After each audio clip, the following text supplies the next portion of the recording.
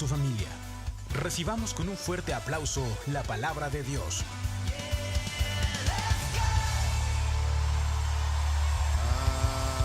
Amén. Amén. Estamos saludando a toda la gente que nos está viendo ahorita por Facebook, la gente en México, en Estados Unidos. Sea usted bienvenido a esta transmisión. Invita ahí un vecino o un pariente. Dios te va a hablar hoy y te va a bendecir. Te abrazamos desde la ciudad más hermosa de México, Guasave, Sinaloa. Amén. Bien, estamos viendo el estudio del libro de Colosenses.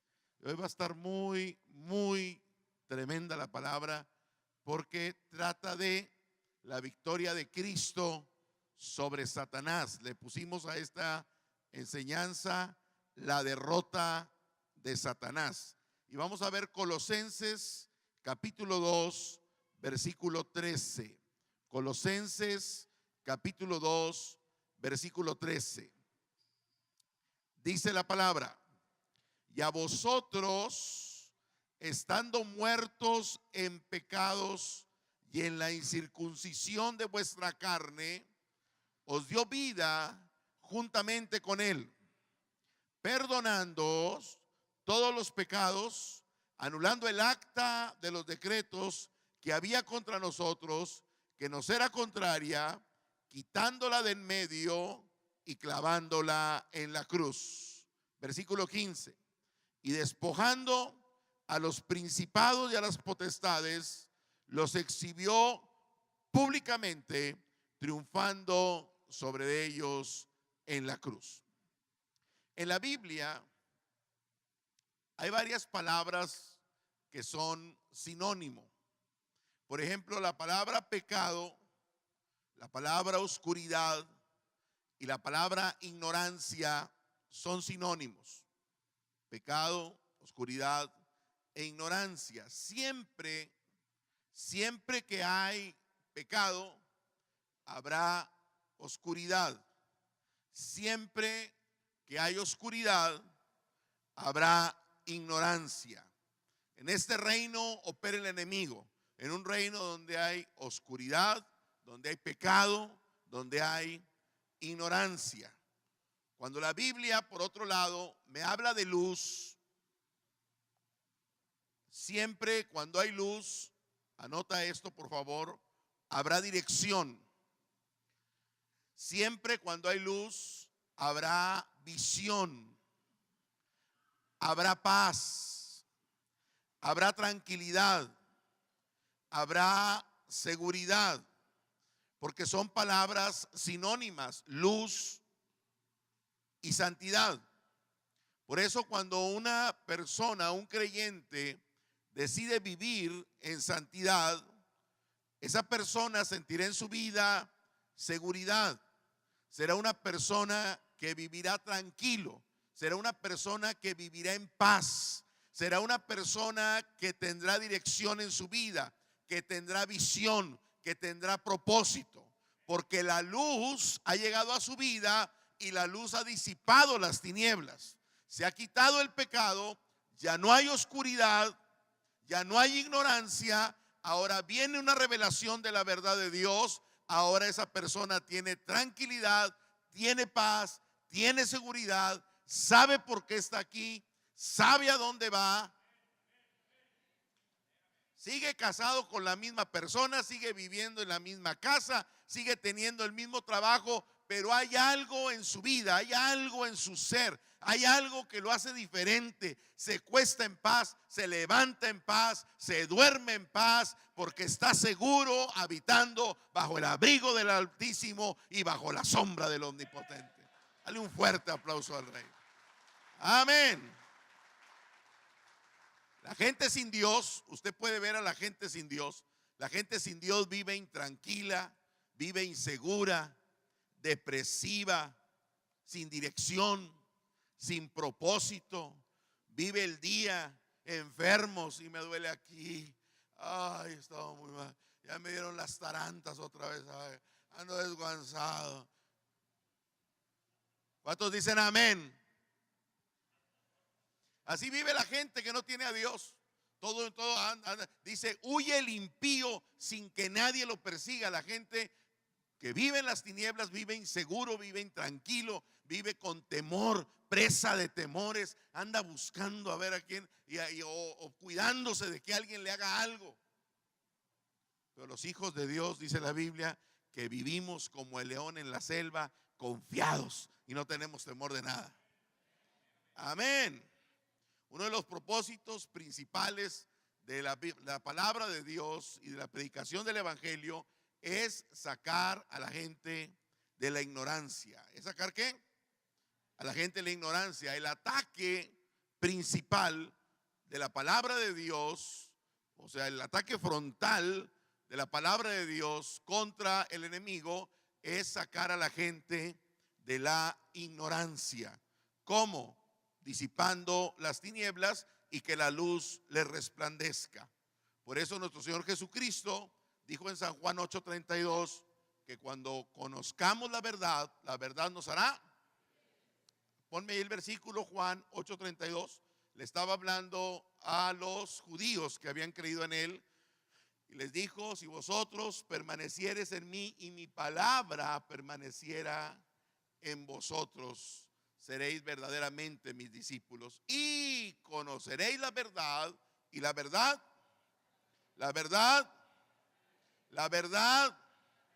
cuando viene esa libertad, se te caen las cadenas, se te caen los yugos, las prisiones. Hay gente que no sabe, pero está aprisionado, tiene cárceles en su alma. Por eso vivía intranquilo, enfermo, depresivo. Por eso estaba preso del alcohol, por eso estaba presa de las pastillas, por eso estaba atrapado en la pornografía, por eso estaba con tantos problemas en la droga, por eso tenía tantos problemas que mentía, que engañaba. ¿Por qué? Porque vivía en ignorancia, porque vivía en las tinieblas, vivía en la oscuridad. Pero cuando llega la palabra de Dios, ¿qué hace la palabra de Dios? La palabra de Dios es luz. ¿Qué hace con las tinieblas? Disipa las tinieblas. Por eso cuando dice la Biblia que hemos sido trasladados del reino de las tinieblas al reino de Jesucristo. Y cuando somos trasladados del reino de las tinieblas al reino de la luz, nuestras ideas y nuestra manera de pensar empieza a cambiar junto con nuestra manera de comportarnos y nuestra manera de vivir. Entienda esto, por favor. Entienda esto. La vida cristiana es una constante cambio en nuestra manera de pensar y en nuestra manera de vivir. Es una renovación constante de nuestra mente, quitando los argumentos, quitando los pensamientos que teníamos y ahora poniendo los pensamientos de Dios, ahora trayendo la autoridad del reino de los cielos sobre tu vida, ahora entendiendo, ahora el matrimonio para nosotros es un fundamento, es un valor. Ahora yo empiezo a entender, empiezo a distinguir lo que es el amor. Antes yo confundía pasión, yo creía que eso era amor, pero no es. Empiezo a entender que el amor es sacrificio, empiezo a entender que el amor es dar, empiezo a entender que el amor no busca lo suyo, empiezo a entender lo que es la misericordia. Mi mente empieza a cambiar, mi mente empieza a ser renovada, porque la luz de Dios viene a mi vida y la luz disipa las tinieblas. Entonces la gente dice: ¿cómo es posible que esta persona que era un cerillo, por cualquier cosa se enojaba, ahora está muy tranquilo? No voltea a ver a nadie. Pero antes te decían la lámpara de Aladino, no te podían tentar porque te salía el genio. Y ahora, muy tranquilo, ahora vives en paz. ¿Por qué? Porque tu mente está haciendo. Mira lo que dice Romanos capítulo 12, versículo 2. Romanos 12:2. Dejas de estarte acoplando, amoldando al mundo. Dejas de estarte conformando, amoldando al estilo de vida. Pues es normal que los hombres se emborrachen, es normal que los hombres tengan otras mujeres, es normal que salgan sapos y culebras de tu boca, es normal. O sea, hay un río, dice Efesios capítulo 2, que en el mundo hay un río, hay una corriente. Pero los cristianos somos llamados a ser esos salmones de Dios. ¿Sí sabe usted que el salmón siempre nada contra corriente? ¿Sí lo sabe o no lo sabe? El salmón nada contra corriente, y los cristianos no vamos con la corriente del mundo. Romanos 12:2, ponme el versículo por favor. Dice: no os conforméis a este siglo, sino que dice: transformaos por medio de la renovación de vuestro entendimiento, para que compruebes cuál es la buena, perfecta y agradable voluntad de Dios para nuestra vida.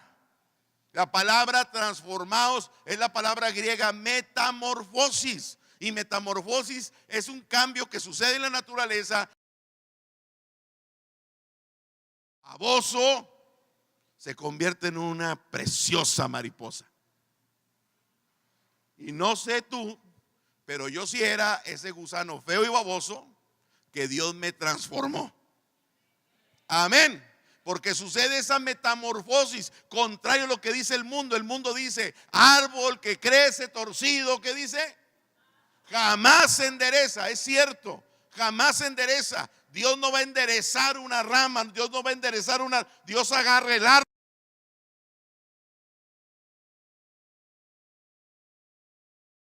Nueva criatura es, las cosas viejas pasaron y todas son hechas nuevas. Todas son hechas nuevas.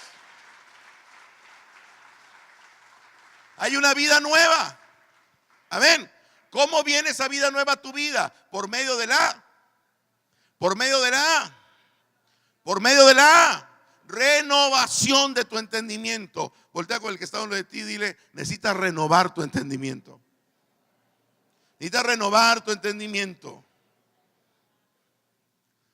El concepto de pecado está tan distorsionado. El hombre ha minimizado lo que es el pecado, o ha querido decir que el pecado no es algo que está que no es algo tan malo. Y mire usted cómo los filósofos, cómo los psicólogos, los padres de la psicología han describido lo que es el pecado. Mire cómo el hombre ve el pecado. El hombre ve el pecado, le llama error humano, le llama debilidades, le llama al pecado defecto de carácter, le llama al pecado una canita al aire, le llama al pecado inmadurez psicológica, le llama irresponsabilidad social, le llama mala educación, le llama flaquezas humanas. Algo más coloquial: un poco tomadorcito, un poco enamoradito. ¿Ha escuchado usted? Son muy buenos, sí, los González son muy buenos, un poco enamoraditos. ¿Sabe usted lo que significa eso de un poco enamoraditos? Que tienen plebes regados por todos lados. Son muy buenos los López, sin ofender a nadie. Son muy buenos. Voy a poner mi apellido para que no nadie siente. Son muy buenos los Soto, muy buenos. Poco tomadorcitos. ¿Sí sabe usted lo que significa poco tomadorcitos? Pero la gente dice poco tomadorcitos, poco enamoraditos. Entonces mire cómo el hombre trata de minimizar el pecado. Y aunque el hombre le llame de una manera o lo minimice, Dios nos llama a ser responsables con nuestras acciones y nuestras decisiones. Por ejemplo, es lo que el domingo estamos hablando de esto. Por ejemplo, para el mundo la homosexualidad no es pecado. ¿Qué es la homosexualidad? Es un estilo de vida. Eso no es pecado. Antes estaba en la lista de enfermedades psiquiátricas la homosexualidad. Ya no está la homosexualidad en la lista de las enfermedades psiquiátricas. Ya no es gente con un problema, en un trastorno en su mente. Son personas normales, nomás que con otras preferencias. A ellos les gusta la gente de su mismo género. Entonces ya no es pecado. Eso no es pecado. Y por eso el lobby gay está luchando y está diciendo que Dios es homofóbico, porque Dios condena la homosexualidad. Es que eso va contra naturaleza. O sea, no es pecado. Digo, hablar maldiciones, pues no es pecado. Hablar mal de la gente, pues no es pecado. Digo, yo estoy hablando mal de fulano, estoy hablando mal de perengano, porque yo tengo derecho, estoy viendo la mala actitud y me gusta mucho hablar de la gente. Cuando Dios dice, ¿qué me dice Dios? No juzgues. ¿Para qué? No juzgues, porque con la vara que midas, mire, tenemos tanto problema con esto, tanto problema. ¿Por qué? Porque a mis hijos tenemos algunos talleres que hacemos, especialmente cuando ministramos matrimonios, y le damos una hoja ahí a las personas y le decimos, a ver, pon aquí tus áreas de fracaso. Anota por favor ahí en qué consideras que estás mal. Y le hace la gente. Entonces yo le tengo que ayudar. Yo estoy dando la conferencia. Le digo, por ejemplo, si estás batallando con tu trabajo, si tienes rato batallando con tu trabajo, entonces tienes fracaso en el área económica, pon ahí fracaso. Y veo que todavía están piensa y piensa. A ver, ok, Leo. Por ejemplo, si traes ahorita problemas de divorcio, si estás batallando o llegaste divorciado, anótale ahí problemas de divorcio. Si tienes carácter fuerte, si estás batallando con tu carácter, si te salen, anótale ahí. Pero si al revés yo le digo, anote ahí los problemas de su pareja, me dicen, pastor, deme otra hoja, otra hoja. ¿Cuántos dicen amén? Y somos buenos para eso.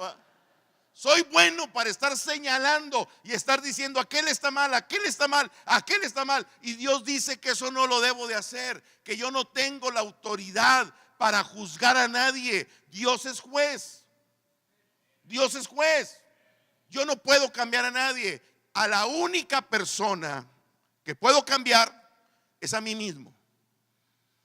Levanta tu dedo derecho y di, yo soy el único que me puedo cambiar. Y es al que menos mortificas en tu vida. Jamás te traes a la esposa juida y esto, y no haces esto bien, y a los hijos, órale plebes, y tú casi no, pero hay mujeres que traen juidos a sus maridos. La mujer es muy tranquila, la mujer es muy sujeta, la mujer es muy obediente. Pero de repente les entra la chiripiolca a las mujeres y traen al marido y esto y lo otro y lo otro. No puedes cambiar a tu esposo. Al único que puedes cambiar es a ti. Y cuando tú cambias, entonces tu entorno cambia. Yo como hombre, yo lo veo al revés. Yo pido que todo mundo cambie para yo cambiar. Y no es así. Yo tengo que renovar mi entendimiento y yo empiezo a cambiar. Pero debo de cambiar la lupa. Yo soy muy bueno para ver la lupa y ver a los demás. Yo tengo que voltear la lupa. Dice la Biblia, examinémonos a nosotros mismos. Si yo te diría ahorita que pusieras 10 cosas en las que tú estás mal, sinceramente levanta tu mano, tú me podrías ahorita decir así, 10 cosas en las que estás mal.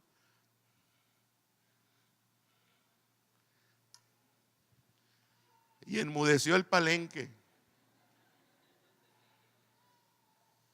¿Se da cuenta cómo uno batalla mucho? Pero soy muy bueno. Usted conoce gente mitotera. No voltea a ver a nadie. Hijo, buenos, ya me di cuenta y sí, y no te juntes, y la vi, y no sé qué. Y, oye, me parece que tienen ojos no sé por dónde.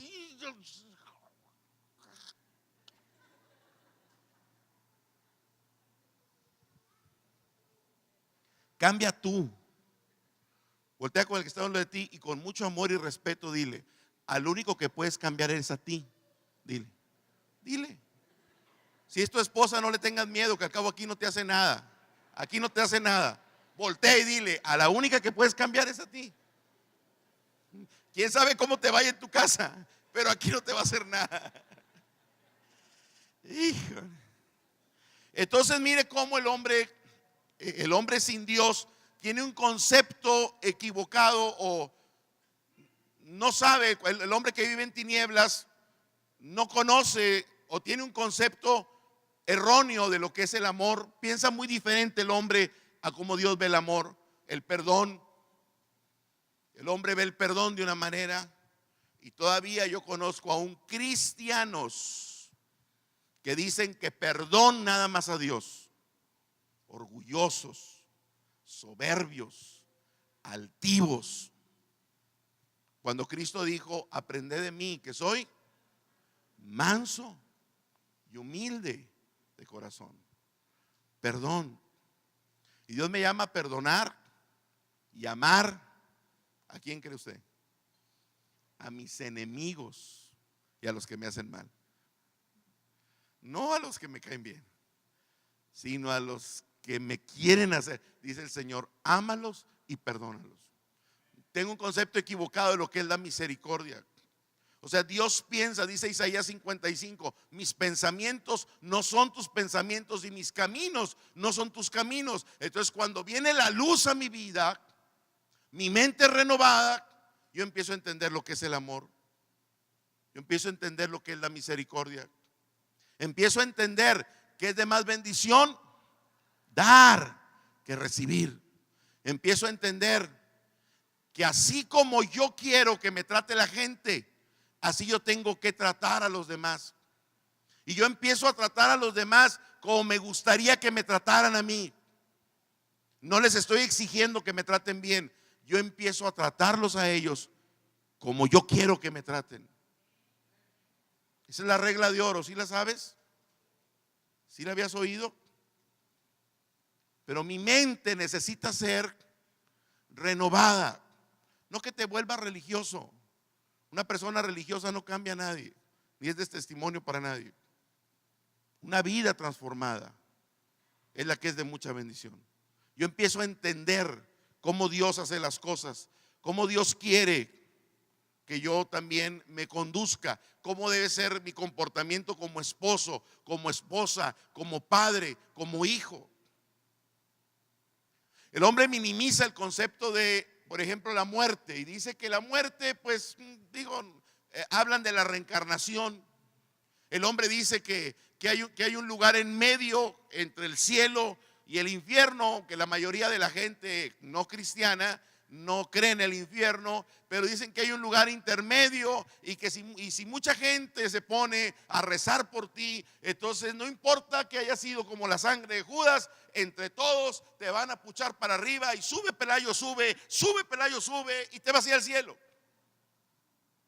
Otros dicen que vas a reencarnar, si fuiste bueno, vas a reencarnar en una persona mejor. Si viviste piojo toda tu vida, pero fuiste bueno, a lo mejor vas a reencarnar en Carlos Slim. Pero si te portaste mal, vas a reencarnar en un perro o en una rata. Entonces, mire cómo el hombre maneja esto, pero Dios no. Dios dice que la muerte no es dejar de existir. La muerte es una separación. ¿Es una qué? Separación, no es dejar de existir. El cuerpo, nosotros somos espíritu, alma y cuerpo. No somos un montón de carne y de huesos. Tenemos un alma y un espíritu. Y cuando uno muere, el espíritu y el alma salen del cuerpo. Entonces la muerte es una separación. ¿Es una qué? Separación temporal. Porque también mi cuerpo va a ser renovado. Mi cuerpo va a ser resucitado. Mi cuerpo va a ser incorruptible como el cuerpo del Señor Jesucristo, porque acuérdese usted que Adán era de carne, de huesos, y Adán era eterno, pero Adán pecó. Entonces la paga del pecado es muerte. Entonces mi cuerpo, como el cuerpo de Jesucristo cuando Él resucitó, ya no va a depender de la sangre, ahora va a depender del espíritu, pero bueno, no nos vamos a meter en eso, pero hay una separación. Y la Biblia habla de dos lugares: infierno y cielo. No hay un lugar intermedio. Entonces, Dios así es. Dios es pecado o santidad, o vida o muerte, o bendición o maldición. Entonces, este lenguaje radical de la palabra de Dios no le gusta al hombre. Al hombre no le gusta que Dios sea tan radical. ¿Cómo es posible? Pero Dios siempre así es. Dios es o oscuro o luz, o tinieblas o luz. Desde un principio Dios le ha dicho al hombre: delante de ti está el bien y está el mal. ¿Qué nos dice Dios? Escoge el bien para que vivas. ¿Qué te dice Dios? Escoge el bien para que vivas. Pero yo tomo mis decisiones. Amén.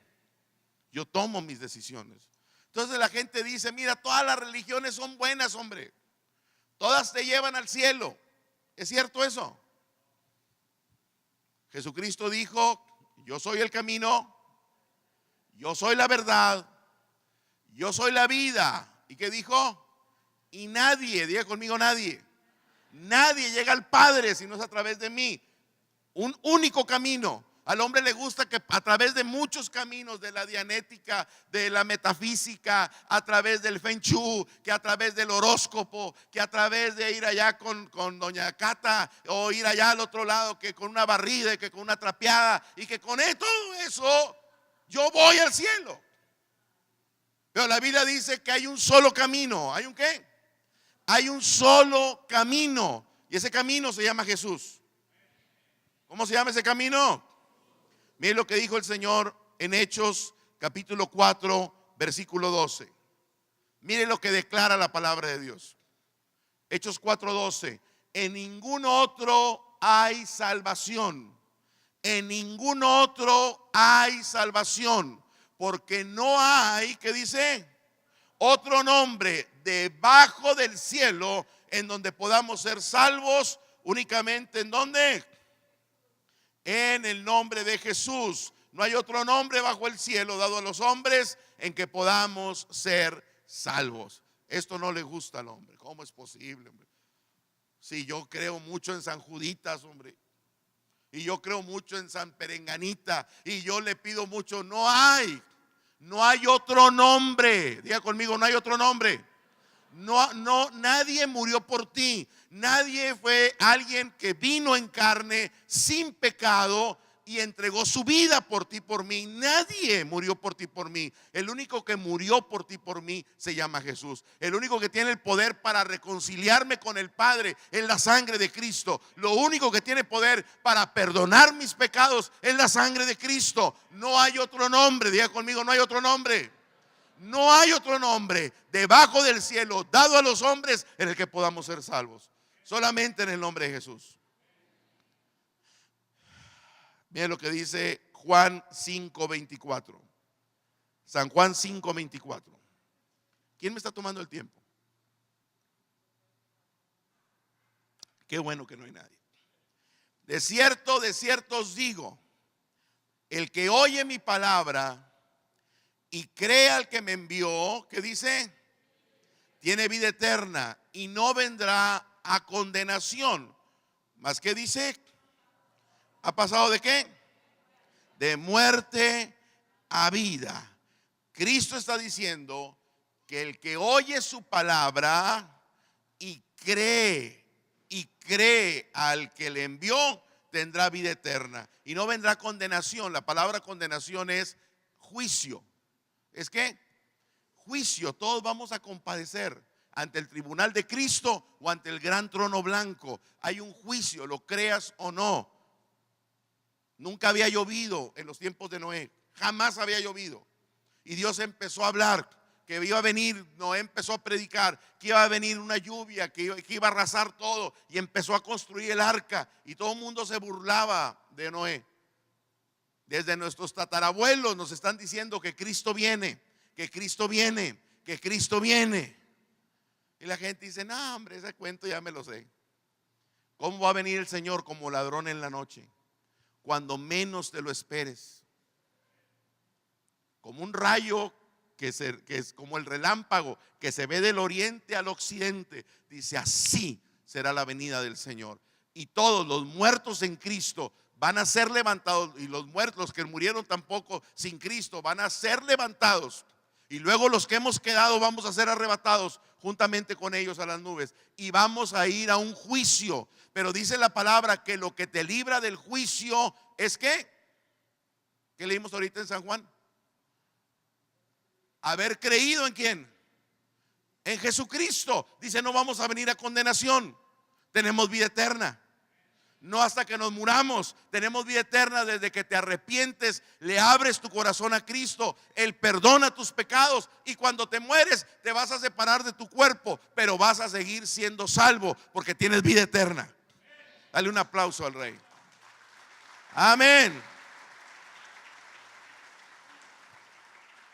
Juan capítulo 5, versículo 25. Juan 5, 25. De cierto os digo, está hablando el Señor Jesucristo, viene la hora, y ahora es, cuando los muertos, ¿qué dice? Cuando los muertos, ¿qué? Oirán la voz del Hijo de Dios, y los que oyeren, vivirán. Los muertos van a oír la voz del Señor. Y si tú oíste la voz del Señor estando en vida, esa voz para ti va a ser de alegría. Para la gente que en vida no quiso oír la voz del Señor y no se arrepintió y no le abrió su corazón al Señor, esa voz va a ser de temor, de condenación, de juicio y de muerte eterna. Con su muerte, dice la Biblia que Jesús ha perdonado nuestros pecados. Nos ha dado vida nueva, vida eterna. Pero no nomás eso. Él ha hecho más por nosotros. Vamos a Colosenses capítulo 2, versículo 13. Colosenses 2:13.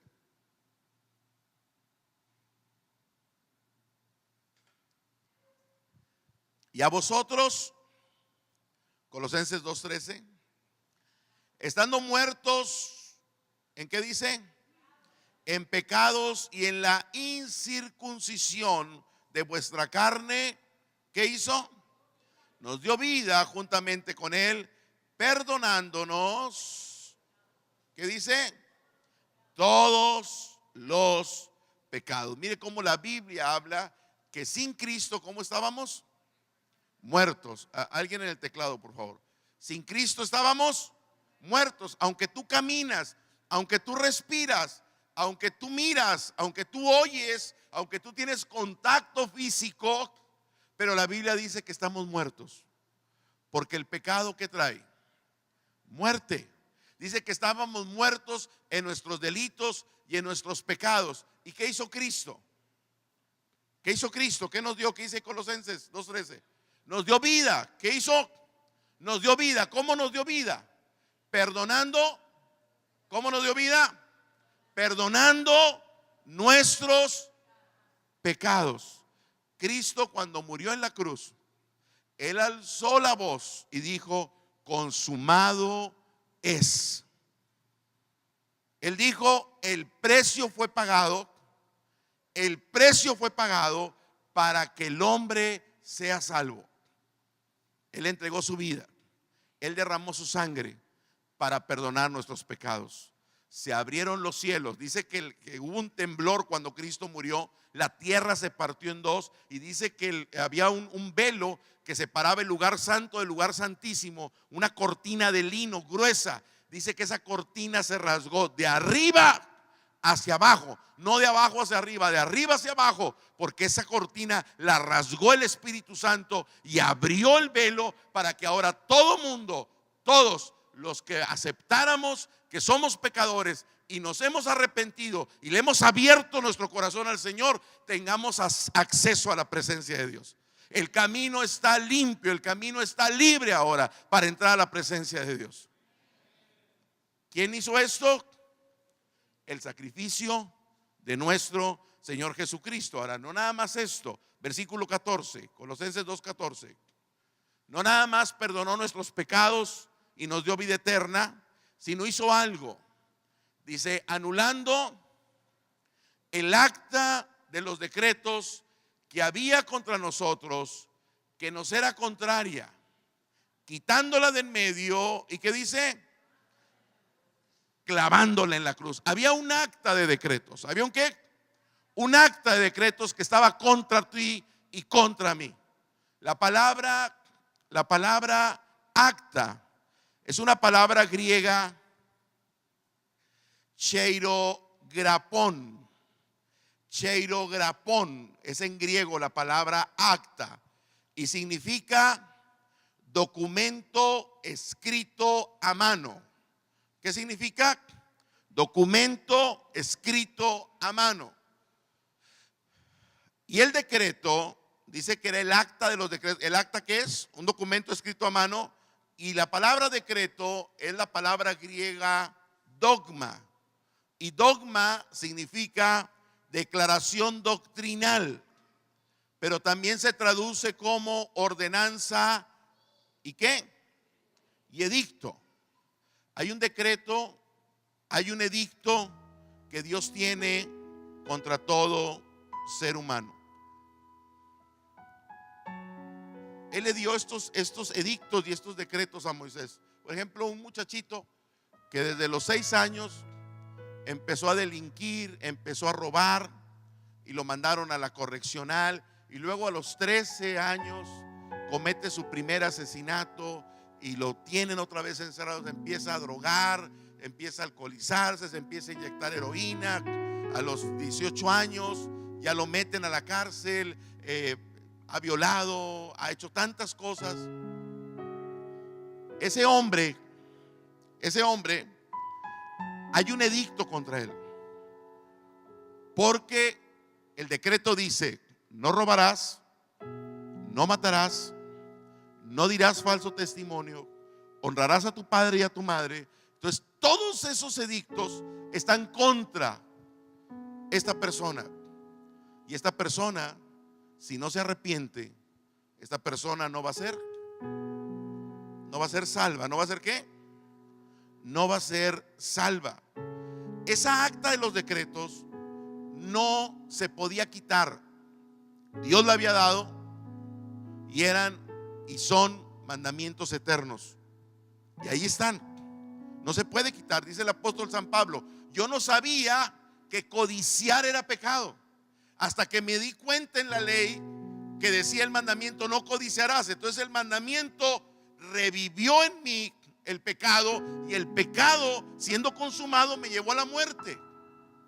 ¿Por qué? Porque la ley denuncia el pecado. ¿Qué hace la ley? Denuncia el pecado. Dice la Biblia que nadie pudo cumplir la ley.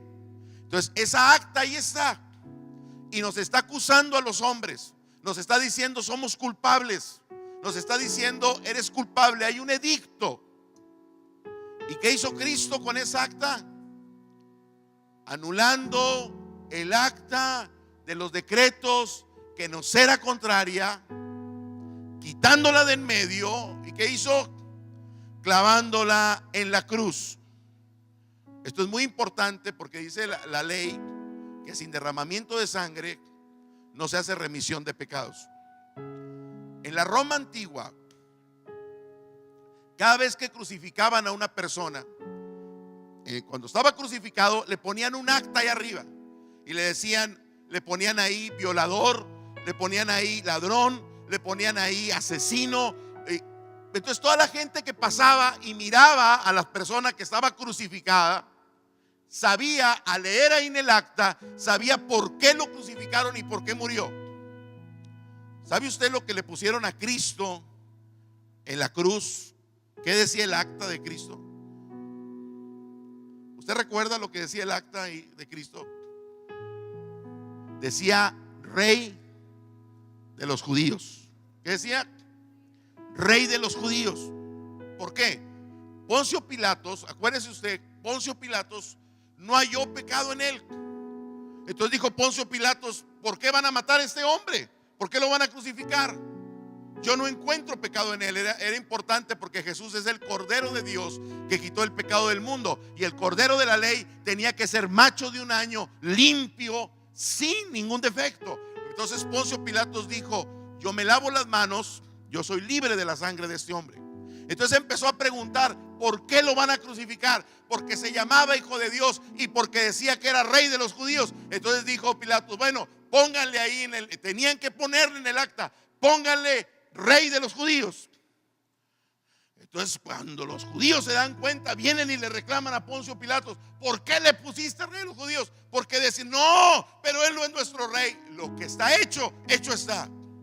Y le pusieron Inri, que en griego, en arameo y en hebreo significa rey de los judíos. Esa acta estaba corroborando que Jesucristo era santo, que Jesucristo era un rey, que Jesucristo era el Dios todopoderoso, que era nuestro Salvador. Lo estaba declarando. La gente pasaba y decía: el rey de los... ¿Cómo es posible? Y dice la Biblia que esa sangre real, cuando Él muere, es lo único que quitó, que le dio el poder para quitar esa acta que nos era contraria, que decía ladrón, que decía adúltero, que decía mentiroso, que decía que todo eso que nos acusaba, lo quitó de en medio, lo agarró y lo clavó en la cruz. Usted dice amén. Pero ¿sabe lo que costó poder quitar esa acta de los decretos que nos era contraria? Valió hasta la última gota de la sangre de nuestro Señor. Su espalda fue destruida, su cara fue desfigurada, le arrancaron la barba al Señor, le pusieron una corona de espinas, lo hicieron cargar una pesada cruz.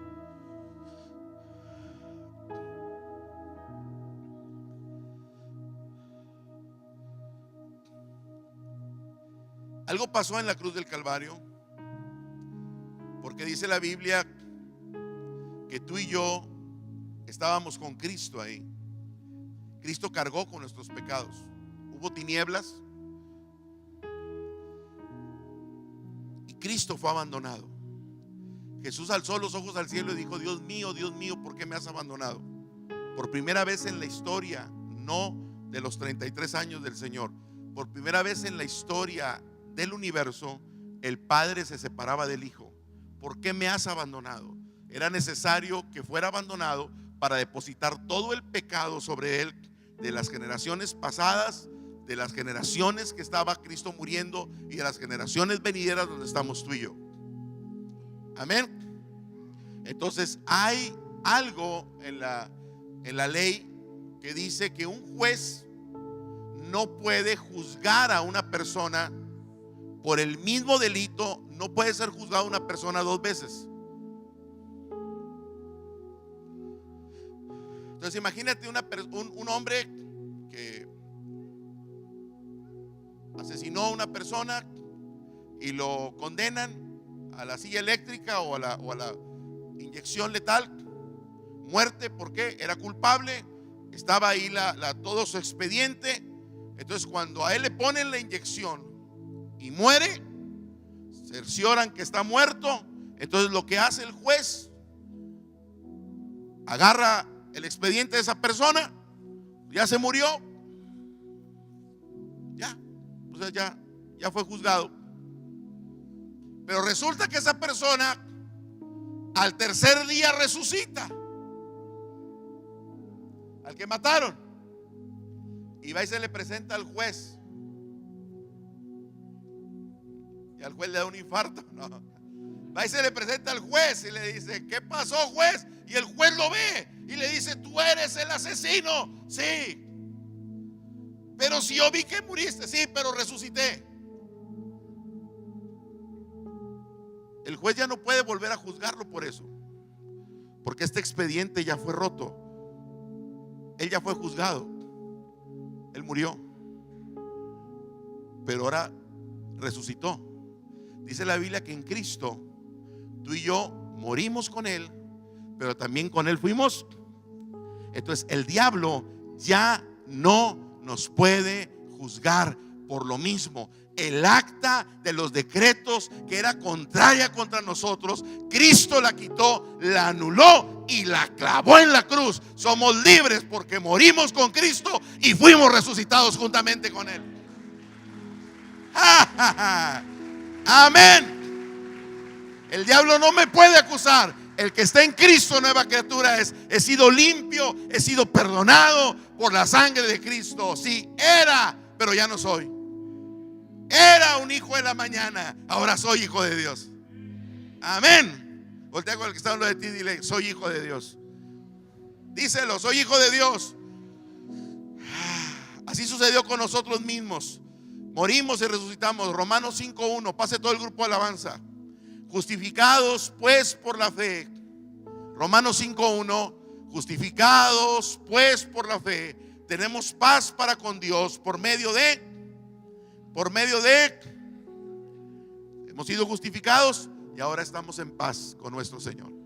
Amén. Después de esto, después de que nos perdonó, que nos dio vida eterna, que anuló el acta de los decretos que nos era contraria, hubo algo siniestro, hubo una oscuridad que quiso hacer algo ahí invisible, que estaba operando en la cruz. Y mire lo que dice el versículo 15: y despojando, Colosenses 2:15, y despojando a los principados y a las potestades, los exhibió públicamente. ¿Qué dice? Triunfando sobre ellos en la cruz. En la cruz había dos mundos, uno visible y uno invisible. En el mundo visible, Jesucristo estaba siendo crucificado, estaba muriendo en la cruz, y la gente le gritaba: si eres Dios, si eres el Hijo de Dios, sálvate y sálvanos. Si a otros ayudaste, ayúdate tú mismo. Si a otros resucitaste, ¿por qué no tú puedes salvar? Lo estaban condenando. En el mundo visible, Jesucristo aparentemente estaba siendo avergonzado, aparentemente estaba siendo derrotado, aparentemente ya su vida había acabado. Pero en el mundo espiritual había fiesta. Los ángeles de Dios estaban cantando victoria, porque a través de la muerte expiatoria de Jesús, Él estaba ganando la victoria. Él nos estaba dando vida eterna. Él estaba derrotando a Satanás. Él nos estaba librando del pecado. Mire el contraste. En el mundo natural parece que Él estaba siendo avergonzado, parece que Cristo estaba perdiendo la batalla. Pero en el mundo espiritual, Él estaba aplastando en la cabeza a la serpiente antigua, estaba aplastando a Satanás y estaba siendo victorioso. Dice: y despojando a los principados y a las potestades. ¿Qué hizo? Los exhibió como públicamente. La palabra despojar, voy a terminar. La palabra despojar en el griego significa echar a perder, significa arruinar, significa develar y significa desenmascarar. ¿Qué significa? Desenmascarar. O sea, Cristo en la cruz, ¿qué hizo? Desenmascaró a Satanás. Y ahora los seres humanos podemos ver, y ahora podemos entender: entonces, Chamuco, tú eras el que estabas provocando ese mal carácter en mi vida. Diablo, ya no me vas a fastidiar. Yo soy un hombre nuevo. Canijo Chamuco, tú eras el que me hacías que yo volteara a ver otras mujeres. Ya no caigo en tu trampa, porque tengo la mujer más hermosa en mi casa, que es mi esposa. Canijo Chamuco, tú quieres que crea que yo soy enfermo, cuando la Biblia dice: Cristo murió por mis enfermedades, por mis pecados, y yo soy sano en el nombre de Jesús. No es cierto, esta migraña el Señor me la quitó hace más de 2000 años, porque Cristo pagó. Lo que hizo Cristo es que desenmascaró a Satanás, lo despojó. Diga conmigo: lo despojó. Despojando, sí, me gusta esta traducción. Lo desenmascaró. Y ahora yo lo veo, yo digo: no, Chamuco, ya no caigo en tu trampa. Ya sé que eres tú, Satanás. Yo no, tú me quisiste hacer creer que yo necesitaba el alcohol para ser feliz. Yo no necesito una gota de alcohol. Yo necesito ser lleno todos los días del Espíritu Santo. ¡Ja, ja! Tú creías, chamuco, me hacías creer que sin la droga, que toda mi vida iba a ser un drogadicto, que toda mi vida, no, pero yo no soy un drogadicto, yo soy hijo de Dios. Ahora tengo una vida nueva. El Señor lo que hizo es que despojó a Satanás, lo desenmascaró.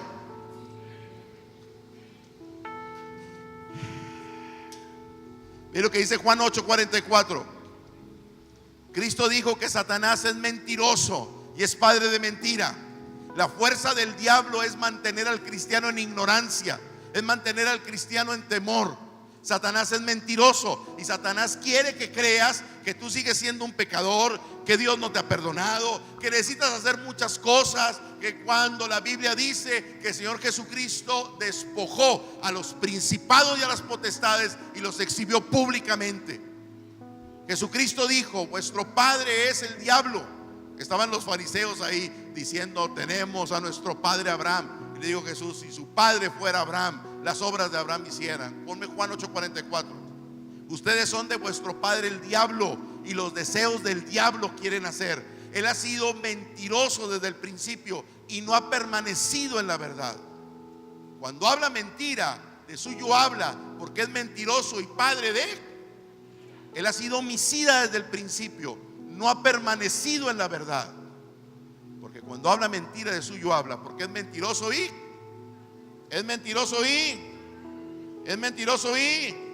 en Apocalipsis 12 dice la Biblia que fue echado fuera el Satanás, el que engañaba al mundo entero. Entonces los cristianos que no entendemos la obra redentora de Jesús y que no hemos entendido la magnitud y el poder de lo que Cristo ganó por nosotros. Ay, otra vez me enfermé. Pastor, ore por mí, porque si se acuerda de mi dolor, el dolor que yo siempre he tenido. La gente se apropia de sus enfermedades. Mi enfermedad, pastor. Ah, hijo, ya traigo la huilera, todo lo que da.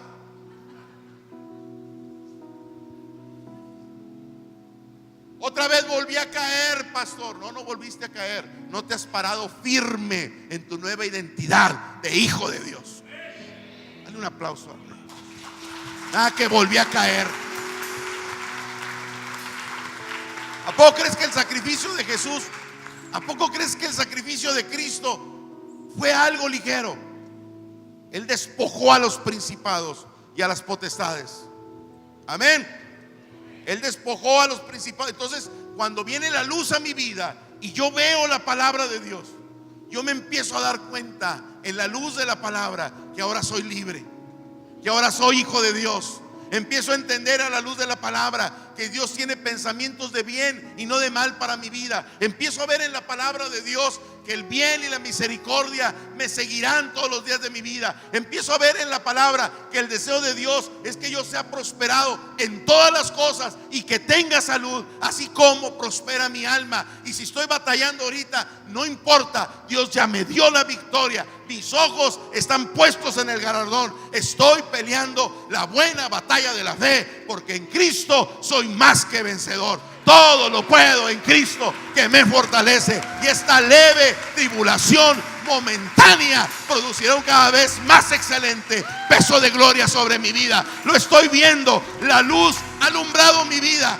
ha disipado las tinieblas. Ahora sé que el diablo tiene un lugar en mi vida. Satanás está bajo mis pies. Ahora sé que el poder de Cristo, el poder redentor de Jesús, ha perdonado mis pecados, me ha dado una vida nueva, ha desenmascarado al diablo. Y dice, lo despojó y los exhibió públicamente. ¿Sabe lo que significa eso?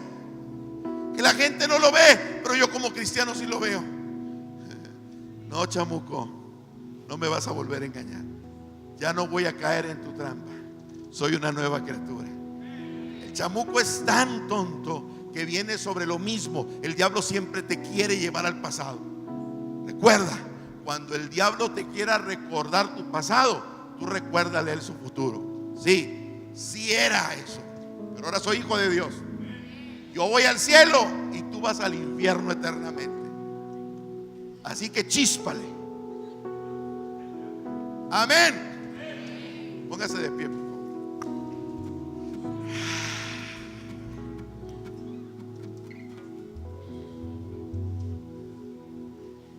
Cuando Cristo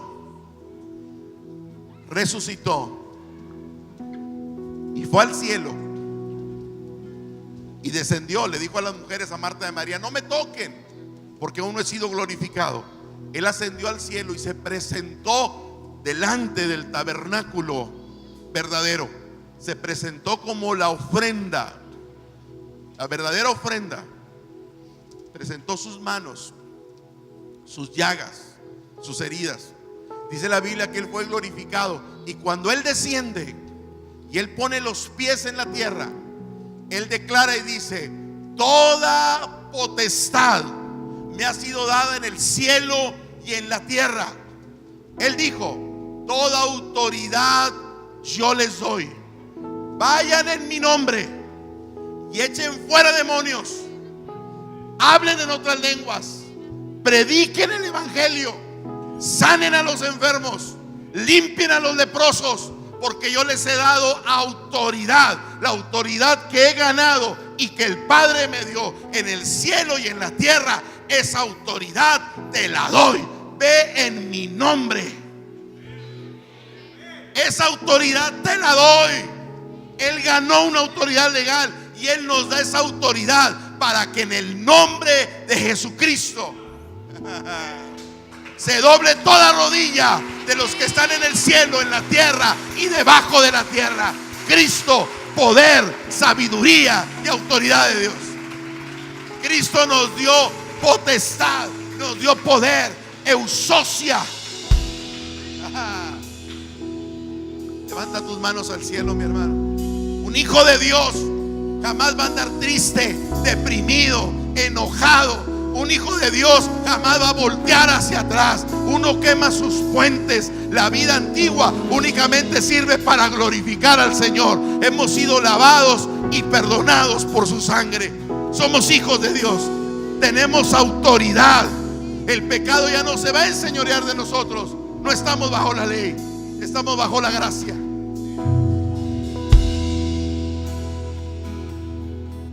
Dale gracias al Señor. Dale gracias al Rey. Dale gracias al Señor. Si tú venías triste hoy, deprimido, yo no sé si tal vez algo no te ha funcionado, o estás en una lucha, o estás por alcanzar algo. El Señor te dice: no clames a mí. Yo te he dado autoridad. Declara mi palabra. Declara mi palabra. Declara mi palabra.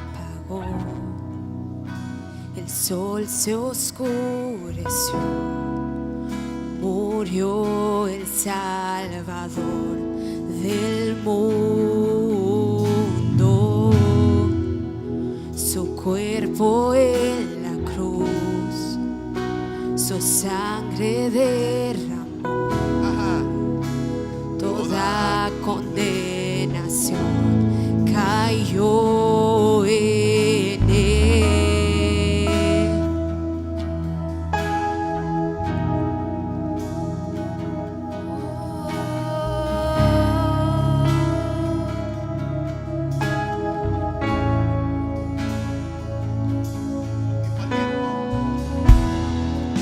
Su último aliento dio y del cielo se alejó.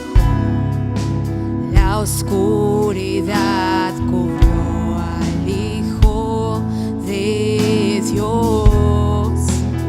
La tumba lo tomó, la muerte lo enfrentó, y el poder del mal él derrotó. La tierra retumbó, la piedra se movió.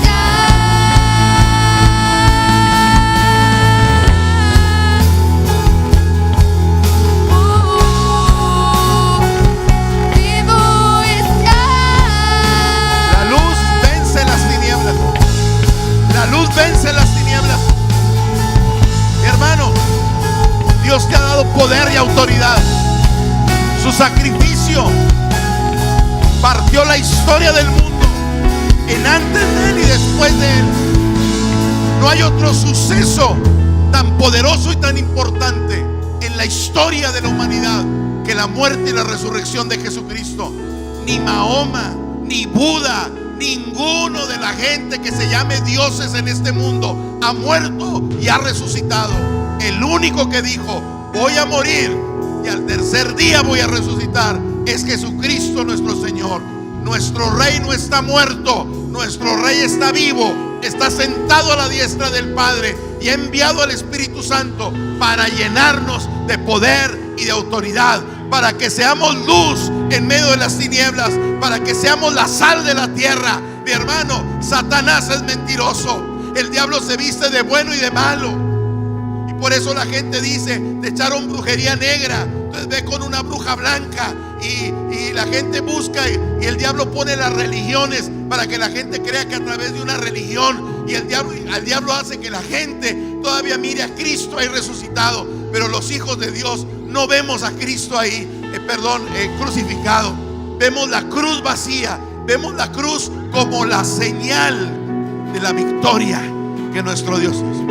Nuestro Dios no está muerto, nuestro Dios está vivo. Nuestro Dios está vivo y el diablo no te puede tocar. El diablo está debajo de tus pies. Empieza a declarar libertad.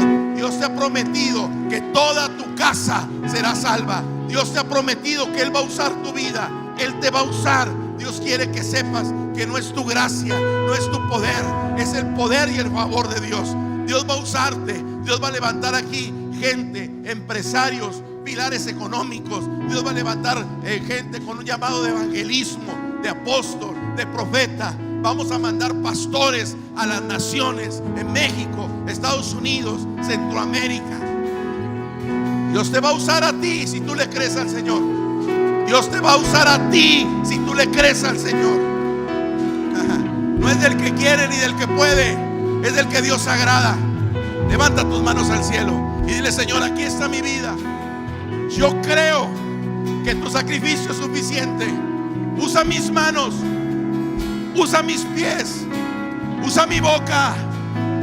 Úsame, Señor, úsame. Estoy listo. Yo y mi casa, yo y mi casa, yo y mi casa te serviremos con alegría de corazón. Con alegría de corazón. Declaro sanidad. Soy sano, soy libre de todo temor, soy más que vencedor. Bendigo y declaro a mi familia salva. Declaro que la luz quita las tinieblas, que hay reconciliación, que hay paz en mi casa, que tú unes a mi familia, que tú me das de tu gracia, que tú me das ojos para ver, oídos para oír lo que tú quieres que yo escuche, Señor. Depresión, depresión del diablo, te vas de mi vida, te vas de mi vida. Soy libre de depresión, soy libre de temor, soy libre. Yo no tengo un mal carácter, yo tengo un carácter afable, apacible. Soy hijo de Dios. Empieza a declarar, empieza a declarar, empieza a declarar. Bendigo mi negocio, bendigo mis finanzas. Mis manos son manos productivas. Todo lo que emprendan mis manos va a ser prosperado en el nombre de Jesús. En el nombre de Jesús. Donde yo ponga mis pies, Dios me lo estará entregando. Todo lo que pise la planta de mis pies será mío en el nombre de Jesús. Vamos, vamos, levanta tu voz. Pelea, pelea, pelea con la autoridad que Dios te ha dado. Pelea, mi hermano, pelea. Dios ya te dio la victoria. Dios ya te dio la victoria. El enemigo está derrotado. El diablo está debajo de tus pies. El diablo está debajo de tus pies. No vas a perder tu matrimonio. No vas a perder tu trabajo. Tus hijos serán salvos. Tus hijos serán salvos. Tus generaciones serán benditas. Tus generaciones serán benditas. Dios te ha dado autoridad. Dios te ha dado autoridad. Dios te ha dado autoridad. Dios te ha dado autoridad. Dios te ha dado autoridad.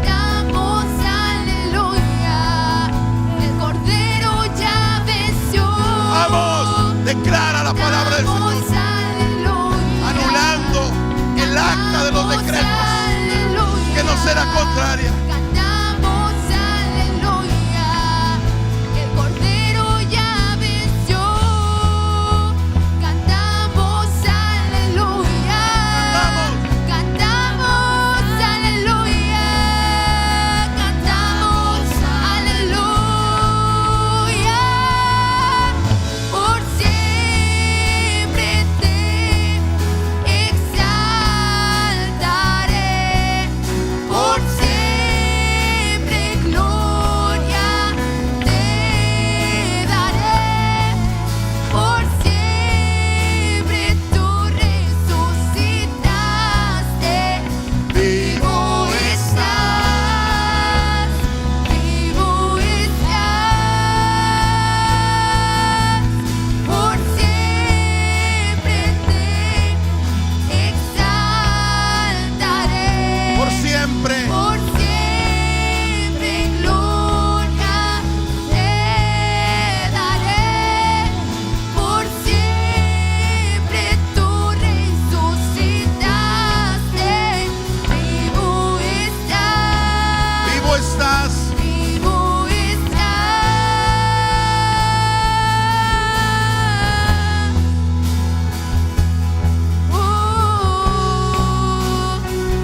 Vivo estás, tu vivo estás.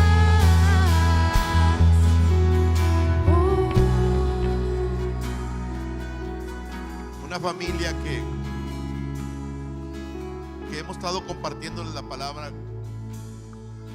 Una muchacha, 2 hijos, una niña de 5 años, 5 o 6 años, un niño de 3 años,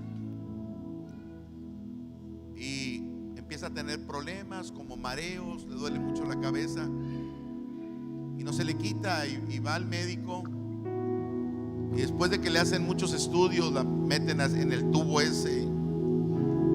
Le dicen los médicos que ella tiene esclerosis múltiple. La esclerosis múltiple es una enfermedad que te va deteriorando, va consumiendo tus músculos y te va volviendo en te lleva a hacerte una persona inservible físicamente, y finalmente te lleva a la muerte. Yo le comparto a esta persona, ella estaba muy temerosa, le comparto lo que Cristo ganó por ella. Agarro al marido, el marido andaba medio rebeco, que no quería nada con Dios, y se viene el marido y empezamos a orar por su mujer. A los 3 meses me dice: pastor, dicen los médicos que se equivocaron de diagnóstico. Dije: no se equivocaron de diagnóstico. Dijo: yo sé, pastor, Dios me sanó. Una cuñada de ella, una cuñada, a ella le dio un problema, le resultó un quiste en la matriz. Le querían quitar toda la matriz, le quitaron un ovario y le dijeron que era imposible que ella se pudiera embarazar. La muchacha soltera. Cuando oramos por ella, le dijimos: Dios le dio una palabra que el Señor le iba a dar hijos. Al menos le iba a dar 2 hijos. Pero los médicos decían que ella no se podía embarazar. Es más, que se tenía que quitar toda la matriz. Se casa y le dicen, pues se embaraza, y le dicen que el niño, que tenía que abortar porque el niño tiene síndrome de Down.